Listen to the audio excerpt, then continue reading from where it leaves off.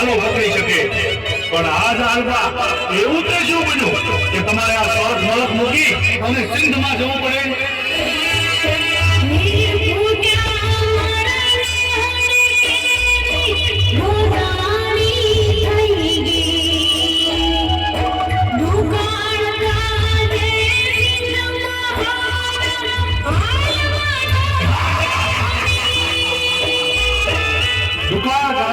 મલકમાં ગયા છો બેની બા, તમારા ભાઈ નવઘરને યાદ ન કર્યો બેની બા?